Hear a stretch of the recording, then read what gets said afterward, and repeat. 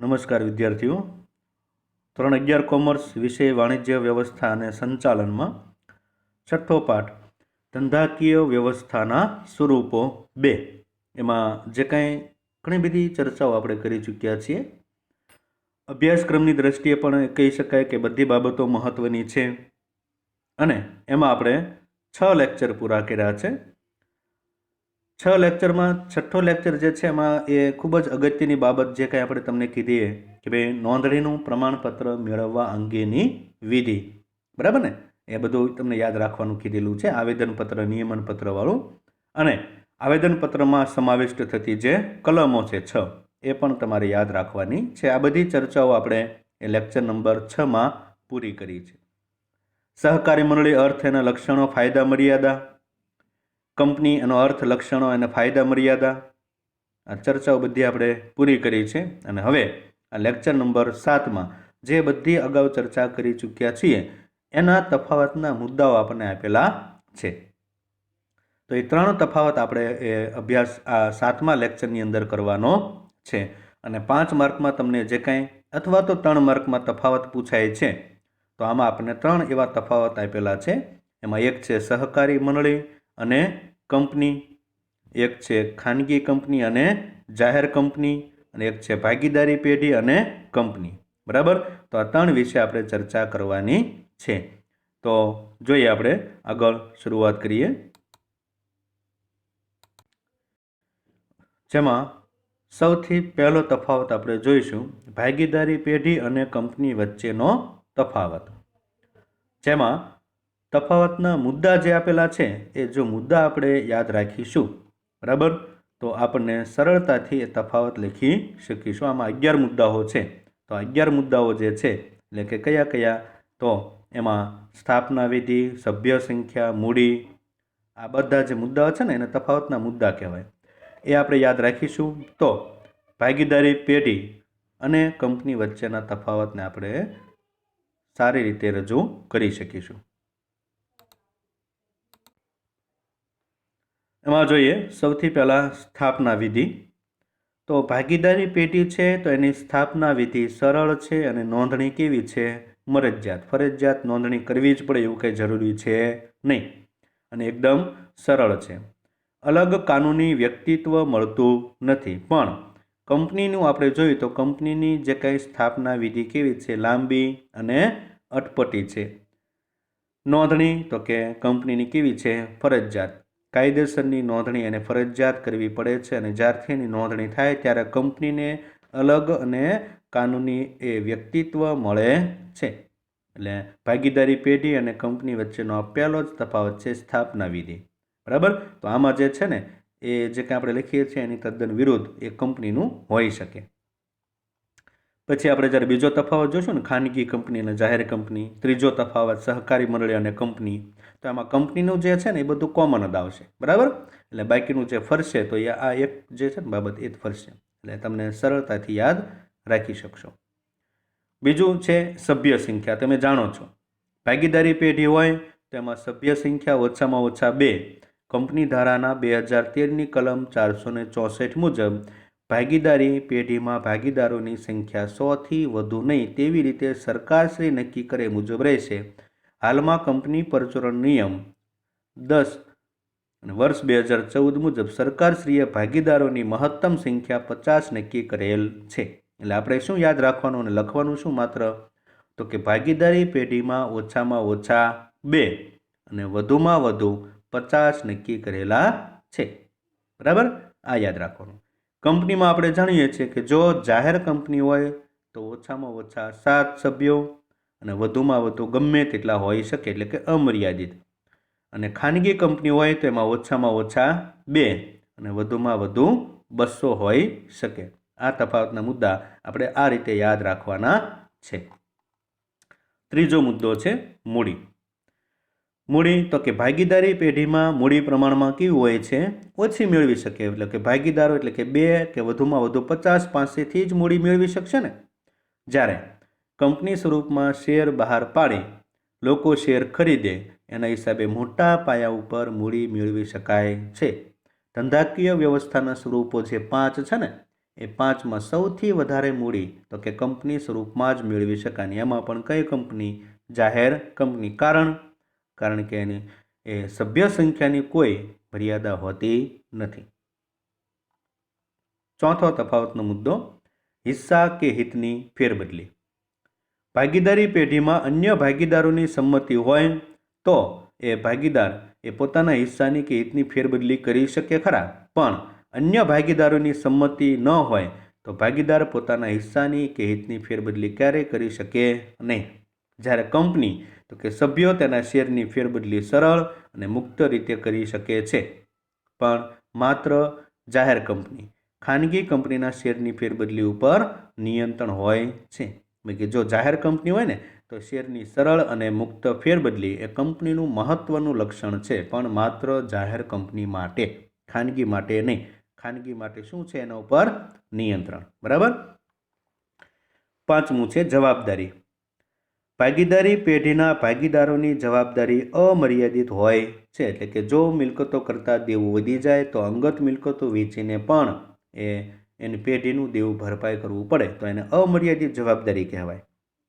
જ્યારે કંપનીમાં તો કે મર્યાદિત જવાબદારીવાળી કંપની હોય તો એના દેવા માટે શેર હોલ્ડરો વ્યક્તિગત રીતે કંઈ જવાબદાર હોતા નથી. એટલે કે અંગત મિલકતોને કાંઈ નુકસાન થતું નથી, પણ જવાબદારી એની કેવી હોય? મર્યાદિત હોય. તો જો અમર્યાદિત જવાબદારીવાળી હોય તો એમાં પણ એ ભાગીદારની જેમ એ મિલકતો અંગત હોય તો એ વેચવી જ પડે છે. છઠ્ઠો તફાવત, સંચાલન. પેઢીનું સંચાલન ભાગીદારો પોતે જ કરે છે. ભાગીદારો એટલે કે એની જે આપણે વ્યાખ્યા જોઈ ગયા તે ભારતીય ભાગીદારી કાયદો 1932 અનુસાર બધા જ ભાગીદારો અથવા તો બધા વતી કોઈ એક દ્વારા એનું નફો નુકસાન વહેંચી લેવા સંમત થાય એને ભાગીદારી પેઢી કહેવાય. તો એનું સંચાલન પોતે જ કરે છે. જ્યારે કંપનીમાં તો કે શેર હોલ્ડરો છે એના દ્વારા ચૂંટાયેલા સંચાલકો જે હોય એ કંપનીનું સંચાલન કરે છે. માલિકો કોણ કહેવાય? શેર હોલ્ડરો. અને એનું વહીવટ કોણ કરે કંપનીનો? તો કે સંચાલકો. એટલે કે માલિકી અને સંચાલન કંપનીમાં જુદું જુદું હોય છે. સાતમું છે આયુષ્ય. કોઈ ભાગીદારનું અવસાન થાય કે નાદાર જાહેર થાય કે પછી અસ્થિર મગજનો થાય તો ભાગીદારી પેઢીનું વિસર્જન થાય છે. એટલે ભાગીદારીનું આયુષ્ય ટૂંકું હોય છે. જ્યારે કંપનીના એ તફાવતના મુદ્દામાં જોઈએ તો સભ્યોનું મૃત્યુ થાય, નાદારી કે પછી અસ્થિર મગજનો હોય તો એવા સંજોગોમાં કંપની જે છે એના અસ્તિત્વનો કોઈ અંત આવતો નથી. જે કાંઈ સભ્યોનું મૃત્યુ કે નાદારી એ નોંધાવે તો નવા જે છે એ સભ્યોને એમાં પ્રવેશ આપવામાં આવે છે. એટલે કે વ્યક્તિના આયુષ્ય કરતાં પણ કંપનીનું આયુષ્ય લાંબુ હોય છે. રહસ્યોની જાળવણી. આઠમો તફાવત, ભાગીદારી પેઢીમાં ધંધાના રહસ્યોની જાળવણી થઈ શકે છે. સૌથી વધારે ધંધાના રહસ્યો શેમાં જળવાય? વૈયક્તિક માલિકીમાં, કારણ કે એમાં વ્યક્તિ એક જ એનો માલિક હોય છે, બીજું કોઈ નહીં.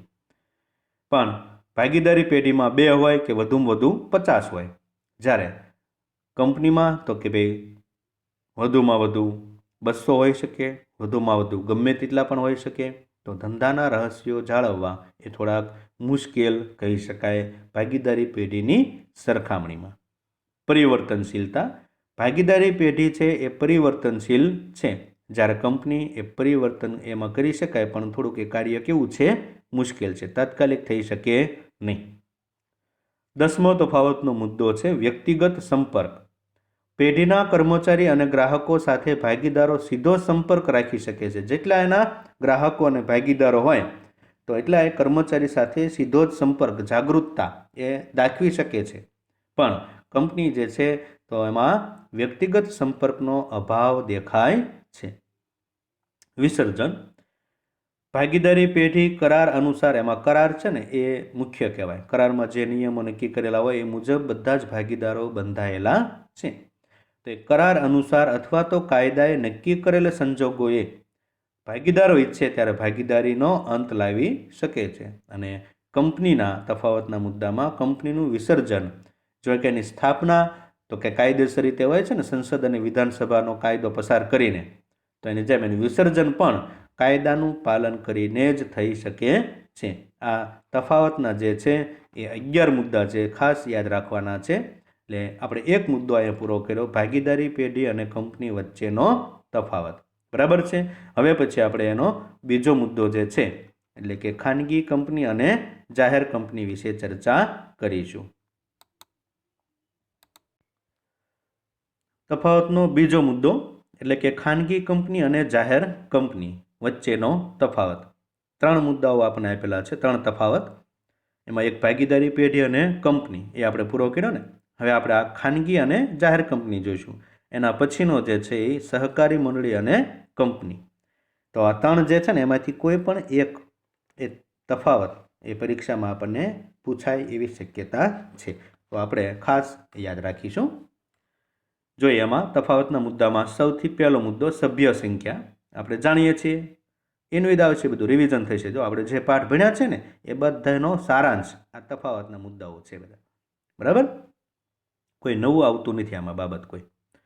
સભ્ય સંખ્યા તો કે ખાનગી કંપનીમાં ઓછામાં ઓછી 2 વ્યક્તિ હોય અને વધુમાં વધુ 200 હોવી જોઈએ, 200થી વધારે નહીં. બરાબર ને. જાહેર કંપની હોય તો સભ્ય સંખ્યા ઓછામાં ઓછી 7 અને વધુમાં વધુ સભ્ય સંખ્યા ઉપર કોઈ નિયંત્રણ છે નહીં, એટલે કે ગમે તેટલા વધુ હોઈ શકે. શેરની ફેરબદલી તો કે ખાનગી કંપની જે છે એની શેરની ફેરબદલી ઉપર ખાનગી એ કંપનીમાં તો કે નિયંત્રણ હોય છે. જ્યારે જાહેર કંપની હોય તેમાં શેરની ફેરબદલી મુક્ત અને સરળ રીતે થઈ શકે છે, એનું લક્ષણ છે મહત્વનું. બરાબર ને, આપણે અગાઉ જોઈ ગયેલા છીએ. 3 જાહેર જનતાને આમંત્રણ. તો ખાનગી કંપની હોય ને એ જાહેર જનતાને આમંત્રણ આપી શકતી નથી. એટલે કે જાહેર જનતાને આમંત્રણ આપતો દસ્તાવેજ એને શું કહેવાય? વિજ્ઞાપન પત્ર. તો એ વિજ્ઞાપન પત્ર છે એ ખાનગી કંપની બહાર પાડી શકતી નથી. જાહેર જનતાને શેર કે ડિબેન્ચર ખરીદવાનું આમંત્રણ આપી શકતી નથી. કહેવાનો અર્થ એ કે ભાઈ વિજ્ઞાપન પત્ર ખાનગી કંપની બહાર પાડી શકતી નથી. જ્યારે જાહેર કંપની જે છે એ વિજ્ઞાપન પત્ર બહાર પાડી જાહેર જનતાને શેર કે ડિબેન્ચર ખરીદવાનું આમંત્રણ આપી શકે છે. 4 એક વ્યક્તિની કંપની. ખાનગી કંપની એક વ્યક્તિની કંપની હોઈ શકે છે. એક વ્યક્તિની કંપની ડિરેક્ટર હોય એવા એકમાત્ર સભ્ય સાથે કરાર કરી શકે છે. જ્યારે જાહેર કંપની જે છે એ એક વ્યક્તિની કંપની હોઈ શકે જ નહીં, અને એના માટે છે એક વ્યક્તિની કંપની જો હોઈ શકે નહીં તો કરાર પણ કરી શકે નહીં, કારણ કે આમાં ઓછામાં ઓછા 7 વ્યક્તિ હોય જાહેર કંપનીમાં. બરાબર ને. એટલે આ જે છે ને એ એક વ્યક્તિની કંપની જાહેર કંપની માટે કોઈ લાગુ પડી શકતું નથી. 5મો મુદ્દો છે સંચાલકોની સંખ્યા. ખાનગી કંપનીમાં ઓછામાં ઓછા 2 સંચાલકો હોવા જોઈએ. આપણે આ યાદ રાખવાનું, સંચાલકોની સંખ્યા. એટલે આપણને પછી યાદ આવશે, વારંવાર વાંચીશું ને. એટલે કે ખાનગી કંપની હોય તો ઓછામાં ઓછા 2 સંચાલક અને જાહેર કંપની હોય તો ઓછામાં ઓછા 3 સંચાલકો હોવા જોઈએ. 3માંથી પછી 1 મહિલા સંચાલક હોવી જોઈએ. આપણે અગાઉ શીખી ગયા ને એ મુજબ. કંપનીનું નામ આ પણ તમને આવડશે. જો મર્યાદિત જવાબદારીવાળી ખાનગી કંપની હોય તો નામની પાછળ શું લગાડાય છે? Private limited. યાદ આવ્યું ને. ખાનગી કંપની માટે નામના છેડે પ્રાઇવેટ લિમિટેડ એવો શબ્દ લખવો પડે છે.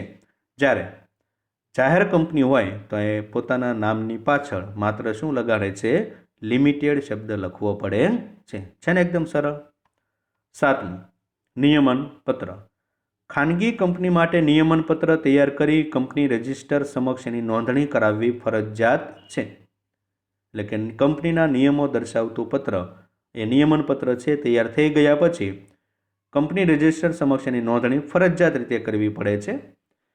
જાહેર કંપનીમાં નિયમન પત્ર તૈયાર કરેલ ન હોય તો એના સંજોગોમાં કંપનીના પરિશિષ્ટ 1માં દર્શાવેલ નમૂનાનું મોડેલ એટલે કે આર્ટિકલ્સ એ આપોઆપ લાગુ પડી શકે છે. એટલે કે ફરજિયાત નથી. 8મું લઘુત્તમ ભરણું. લઘુત્તમ એટલે ઓછામાં ઓછું. ખાનગી કંપની માટે લઘુત્તમ ભરણાની કોઈ જોગવાઈ હોતી જ નથી, લાગુ પડતું જ નથી. એટલે કે ઓછામાં ઓછું એટલું ભરણું ભરાય તો જ કંપની શરૂ થાય એવું કાંઈ ખાનગી કંપનીમાં હોતું નથી. પણ જાહેર કંપનીમાં લઘુત્તમ ભરણાની જોગવાઈ હોય છે. એટલે કે અમુક ટકા રકમ ભરપાઈ થાય પછી જ કંપની શરૂ થઈ શકે. નવા શેર. 9મો મુદ્દો. ખાનગી કંપનીમાં નવા શેર બહાર પાડવામાં આવે તો કંપનીના વર્તમાન સભ્યો સિવાય અન્ય વ્યક્તિને શેર આપી શકે છે કે ભાઈ એના જે ચાલુ હોય હાલમાં કંપનીમાં સભ્ય તરીકે એ નહીં પણ આપી શકે ને એની સિવાયના વ્યક્તિને પણ શેર આપી શકે. જ્યારે જાહેર કંપની હોય ને તો નવા શેર જ્યારે કંપની બહાર પાડે તો પહેલાં એ પોતાના કંપનીના વર્તમાનમાં જે સભ્યો હોય ને એને સૌ પ્રથમ એમ કે ભાઈ તમારે જો શેર ખરીદવા હોય તો તમને એ પ્રથમ હક આપવામાં આવે છે. એટલે પ્રથમ દરખાસ્ત એ કંપનીના વર્તમાન સભ્યોને કરવી પડે છે. આ જે છે એ ખાનગી કંપની અને જાહેર કંપની વચ્ચેના તફાવતના 9 મુદ્દાઓ આપણે પૂરા કર્યા, ખાસ યાદ રાખવાના છે. એટલે આપણે હવે કુલ તફાવતના 2 મુદ્દા આપણે પૂરા કર્યા અને હવે ત્રીજો મુદ્દો આપણે શરૂ કરીએ છીએ. જોઈએ એમાં, જેમાં છે સહકારી મંડળી અને કંપની વચ્ચેનો તફાવત. બરાબર, આપણે 3 બાબતો એ તફાવતની જોઈ. 3 મહત્વની છે, પરીક્ષામાં એ ખાસ પૂછાય છે, 3માંથી કોઈ એક એવી શક્યતા છે. બરાબર, જોઈએ તફાવતના મુદ્દામાં સૌથી પહેલો અર્થ. સહકારી મંડળી તો કે પોતાની આર્થિક સ્થિતિમાં સુધારો કરવા સમાનતાના ધોરણે સ્વૈચ્છિક રીતે સંગઠિત થયેલી વ્યક્તિઓનું મંડળ છે. સ્વેચ્છાએ પોતે વ્યક્તિઓ બધામાં જોડાય છે, કોઈની ઉપર ફરજિયાત કે દબાણ લાવવામાં આવતું નથી. જ્યારે કંપની તો કે કાયદેસરનો ધંધો કરી નફો કમાવા માટે એકઠી થયેલી વ્યક્તિઓનું મરજિયાત મંડળ છે. જેને નફો કરવો હોય, કાયદેસરની પ્રવૃત્તિ કરવી હોય એવા વ્યક્તિ છે નફાના હેતુથી આમાં જોડાય છે. બીજું, હેતુ. સહકારી મંડળીનો મુખ્ય હેતુ તો કે સભ્યોની સેવાનો છે. આ મુખ્ય હેતુ.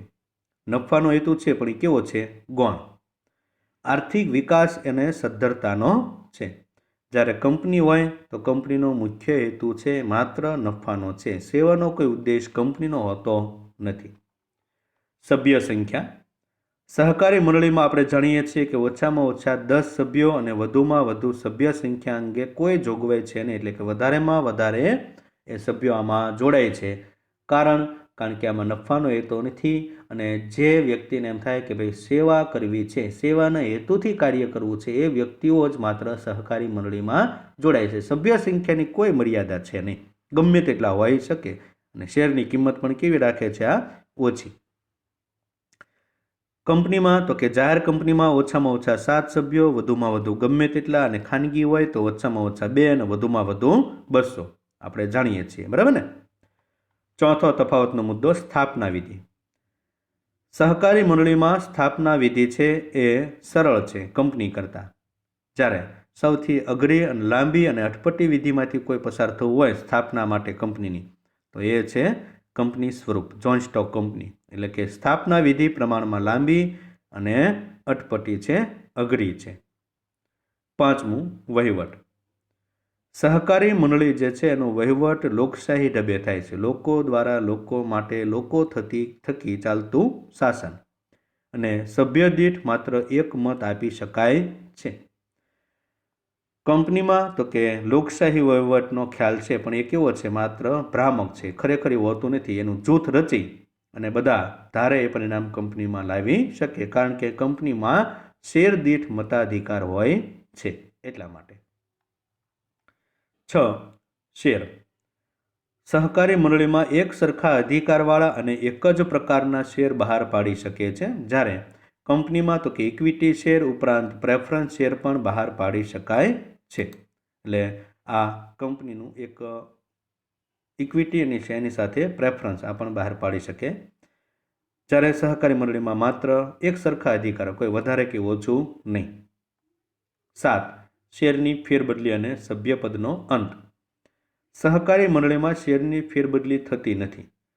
સભ્ય મંડળીને શેર પરત કરી અને સભ્યપદનો અંત લાવી શકે છે. જ્યારે કંપનીમાં છે ને શેર ક્યારે પરત ન થાય, શેરની માત્ર શું થઈ શકે? ફેરબદલી થાય. એટલે કે શેર આપણે બીજાને આપી શકીએ, બધા શેર આપી શકીએ અથવા તો બધામાંથી અમુક, એટલે કે અંશતઃ શેરની ફેરબદલી અથવા તો સંપૂર્ણ શેરની ફેરબદલી થઈ શકે. શેર કંપનીને પરત થતા નથી. ડિબેન્ચર થાય પરત, શેર ન થાય. ઓકે, યાદ રાખજો. 8મો તફાવતનો મુદ્દો છે શેર મૂડી ઉપર અસર. મંડળીનો સભ્ય એ મંડળીને શેર પરત કરી અને મૂડી પાછી મેળવી શકતો હોવાથી મૂડી ભંડોળમાં ઘટાડો થાય. કારણ કે આ શેર જે છે ને એ મંડળીને પરત કરી શકે છે। જ્યારે કંપનીમાં તો કે સભ્ય દ્વારા શેરના ખરીદ વેચાણથી મૂડી ભંડોળમાં કાંઈ ફેર થતો નથી, એટલે કે શેર કંપનીને પરત થતો નથી, બીજાને વેચી શકે છે, એટલે કંપનીના જે કાંઈ એ મૂડી ભંડોળમાં કાંઈ પણ ફેરફાર કે અસર થતી નથી। 9મું, નફાનો ઉપયોગ। સહકારી મંડળી છે તેમાં નફાનો ઉપયોગ કાયદાની જોગવાઈઓને આધીન રહી અને સભ્યોને ડિવિડન્ડ આપવા અને સભ્યોના લાભાર્થે થાય છે। મુખ્ય હેતુ સેવાનો હોવા છતાં પણ સહકારી મંડળીમાં ઘણીવાર નફો થાય, બરાબર। તો એ નફાનો જે ઉદ્દેશ છે તો કે એને સભ્યોને એ ડિવિડન્ડ આપી દે અને વધારાનો જે કાંઈ નફો જો હોય તો સભ્યોનું આર્થિક ઉત્કર્ષ સમાજના લાભાર્થે એ કરવામાં આવે છે। જ્યારે કંપની છે તેમાં નફાનો કેટલોક ભાગ એના સભ્યોને ડિવિડન્ડ તરીકે જ વહેંચવામાં આવે છે। આ કંપની અને સહકારી મંડળી વચ્ચેના તફાવતના જે 9 મુદ્દાઓ છે એ પણ અહીં આપણે પૂરા કર્યા છે। આ 3 બાબતો આપણે જોઈ તફાવતની, જે આપણે અગાઉ જે ભણી ગયા છે ને એમાંથી જ બધું રિવિઝન થયું છે, એટલે કે ભાગીદારી પેઢી અને કંપની વચ્ચેનો તફાવત, બીજો આપણે જોયો ખાનગી કંપની અને જાહેર કંપની વચ્ચેનો તફાવત, ત્રીજો અત્યારે આપણે જોઈએ સહકારી મંડળી અને કંપની વચ્ચેનો તફાવત। તો એટલી બાબતો જે છે એ 3 એ આપણને પરીક્ષામાં પૂછાય, તો એમાંથી કોઈ પણ એક બાબત આપણને પૂછાશે તો એ લખવાની રહેશે, બરાબર। તો આ જે છે એ લેક્ચર એમાં ભાગીદારી પેઢી અને કંપની, અને બીજો છે ખાનગી કંપની અને જાહેર કંપની, તો અને ત્રીજો સહકારી મંડળી અને કંપની, 3 તફાવત આજના લેક્ચરમાં આપણે જોયા ને। તો આજનું તમારું હોમવર્ક છે બીજો તફાવત જે છે ને ખાનગી કંપની અને જાહેર કંપની, એ તમારે હોમવર્કમાં લખવાનો છે અને પાકો પણ કરવાનો છે, બરાબર। તો આજનો આ લેક્ચર 7મો એ આપણે પૂરો કરીએ છીએ અને આપણે આ 6ઠ્ઠો પાઠ જે છે ધંધાકીય વ્યવસ્થાના સ્વરૂપો 2 એ પણ આપણે અહીં એ પાઠ પૂરો કરીએ છીએ, બરાબર। હવે પછીનો પાઠ આગળ આપણે ચાલુ કરીશું, અહીં સુધી આપણે રાખીએ।